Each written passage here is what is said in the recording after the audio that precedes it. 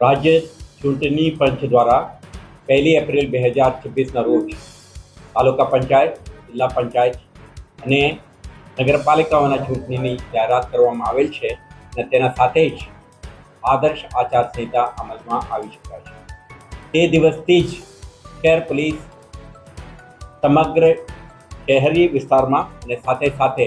એજીસમાં આવતા તાલુકા પંચાયત અને જિલ્લા પંચાયત જ્યુરિસ્ડિક્શનમાં ઇલેક્શન સંબંધિત પ્રક્રિયા એક શાંતિપૂર્ણ માહોલમાં સંપન્ન થાય તે માટે ગતિમાન બનીને કેટલાક એક્ટિવિટી શરૂ કરી દીધી. તમે જાણો છો કે થોડા સમય પહેલાં રાજ્ય પોલીસ દ્વારા કેટલાક ઇન્સ્પેક્ટરોના નવા નિયુક્તિ પણ થયું છે. આના પરિપ્રેક્ષમાં આપણા આંતરિક બદલીઓ પણ થઈ ગઈ છે. એટલા માટે આજે તમામ થાણા અમલદારો, પોલીસ ઇન્સ્પેક્ટર વર્ગના અધિકારીઓ, ACP, DCP, additional CP, joint CPO માટે 2 કલાકની એક બ્રીફિંગ સેશનનું આયોજન કરવામાં આવ્યું હતું. આમાં ઇલેક્શનની પ્રક્રિયા, જોડાયેલ સ્ટેકહોલ્ડરો અને સમગ્ર પ્રોસેસમાં એક ન્યાયિક મુક્ત વાતાવરણમાં, શાંતિપૂર્ણ માહોલમાં ઇલેક્શન સંપન્ન કરવા માટે પોલીસની ભૂમિકા, જવાબદારીઓ અંગે અમને સત્યાવીસ કરી છે અને તે અંગેની વિગતવારની એક્શન પ્લાન પણ અમને તૈયાર કરી છે. આના ભાગરૂપે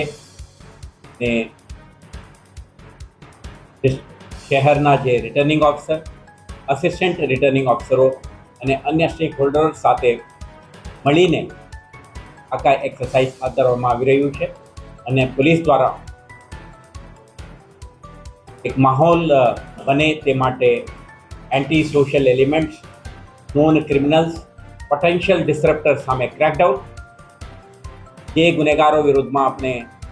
ન્યાયિક પ્રક્રિયા ચાલી રહ્યું છે, જેમના વિરુદ્ધમાં સમન્સ, વોરંટ, નોન બેલેબલ વોરંટનું ઇસ્યુ થયું છે, આના ભજવણી અને જે લાયસન્સ ધારકો છે, હથિયાર રાખે છે સંરક્ષણ માટે, પાક રક્ષણ માટે કે અન્ય પ્રવૃત્તિઓ માટે, એવા હથિયારોના દુરુપયોગ ના થાય,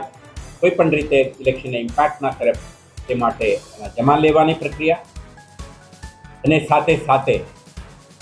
સમગ્ર શહેરમાં ક્રિમિનલ એલિમેન્ટ્સ